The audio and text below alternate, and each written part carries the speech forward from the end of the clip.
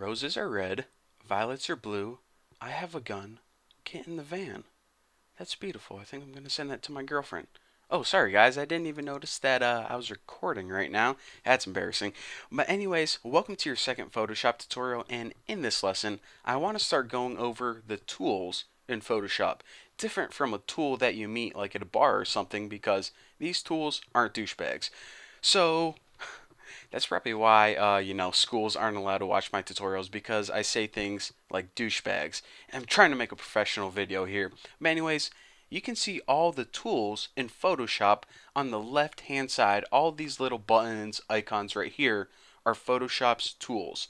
Now each tool does a different job, much like tools in real life. For example, you have tools for selecting images or items. The most common one is the move tool, the one at the top that looks like an arrow and four different arrows, I guess. You also have tools like paint brushes where you can obviously paint something like lines, whatever. There's some tools for adding text, the text tool right here.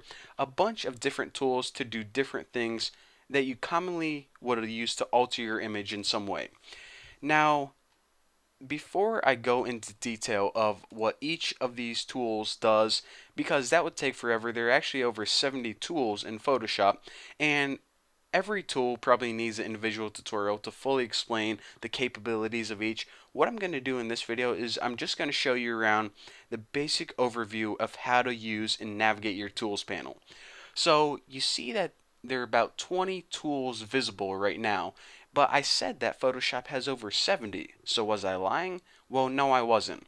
A bunch of tools are grouped under the same button, and you can tell if a tool has more tools under the same button because some tools, you see this move tool right here, there's not an arrow on the bottom right hand corner, but other tools like this, they have these arrows on the bottom right hand corner if you look closely. So in order to access the other tools that are grouped with this, just go ahead and click that, and you can see that once you do, a sub menu pops up. So this tool actually has a rectangle, elliptical, single row, and single column tool all under the same button. So why does Photoshop do this? Well, it just helps organize similar tools and, just helps, less clutter, I guess. So that's how you access similar tools. In a cool way that you can change from tool to tool if you're really lazy is you can use, obviously, to select the tool you can click it and then you're working with that tool, but each tool also has a hotkey as well. Now what is a hotkey? Well, if you hover over the tool, it tells you the tool name. For example, this is the move tool, this is the single column magnetic lasso tool. So say that we're working with this spot healing brush tool and we want to switch to the magnetic lasso tool, but we are way lazy. We're eating, a big burrito with our right hand. So what we can do is we can see that it says magnetic lasso L in the parentheses. So we can just go ahead and hit L on our keyboard, and now we're automatically working with the magnetic lasso tool. So to select a tool, you can either click it with your mouse or use the hotkey. And how do you figure out the hotkey? If you hover over it, it's in parentheses. So move tool is V. You want to remember that one because this is a common one. Now, aside from, selecting tools and seeing all the subtools, tools also have options. So what do I mean by that? Probably the easiest one I can explain right now is the paintbrush tool. Now the paintbrush tool is of course the one that looks like a paintbrush right here, right under your spot healing brush, and it's hotkey B. So whenever you click it, you can see that these buttons at the top change. Now these options are going to change depending on which tool you select. For your brush tool, you select things like size of the brush, how big do you want your brush to be, the shape of your brush, do you want it to be skinny or big and thick. Now all of the settings are right here. For example, the opacity is pretty much how much you can see through. So each of these options pretty much you can select in different ways. Some have drop down menus, some have sliders like this. So if I only wanted it 50% opacity, change that to 50%. Now it would be lighter.